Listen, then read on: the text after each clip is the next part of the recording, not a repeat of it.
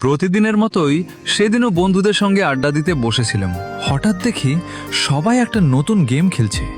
কেউ হাসছে, কেউ চিৎকার করছে, কেউ আবার জিতে আনন্দে লাফিয়ে উঠছে। ওদের আনন্দ দেখে আমিও আর নিজেকে আটকাতে পারলাম না। ভাবলাম আমিও ডাউনলোড করে দেখি, শুধু একটু মজা করার জন্য। কিন্তু তখন কি জানতাম এই ছোট্ট একটা গেম একদিন আমার জীবনের এত বড় একটা স্মৃতি হয়ে যাবে।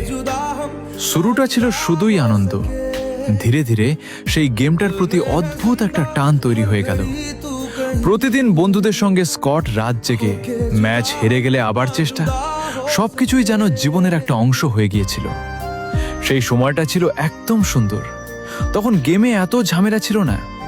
যদি কোনো ম্যাচে আমাদের প্রতিপক্ষের কাছে ডিজে অলক থাকতো, তাহলে আমরা আগেই জানতাম এই ম্যাচ আর আমাদের না। তখন তুমি কতদিন ধরে খেলছে? তখন স্কিন, ইমোট বা র্যাঙ্ক, বন্ধুত্ব আর আনন্দটাই ছিল সবচেয়ে বড় বিষয়। কিন্তু সময় বদলেছে।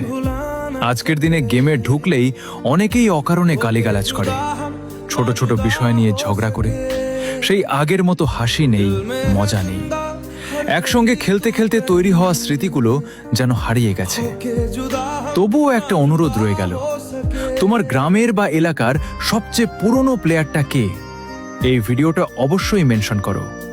হয়তো সেই তোমাকে সেই সুন্দর কথাগুলো আমার মনে করিয়ে দেবে, যখন গেম মানেই ছিল বন্ধুত্ব, হাসি আর অফুরন্ত আনন্দ।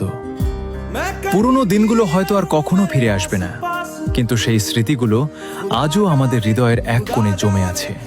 আর যতদিন থাকবে ততদিন এই গেমটা শুধু একটা গেম নয়, আমাদের শৈশব, আমাদের বন্ধুত্ব আর হাজারো অনুমতির নাম হয়ে থাকবে।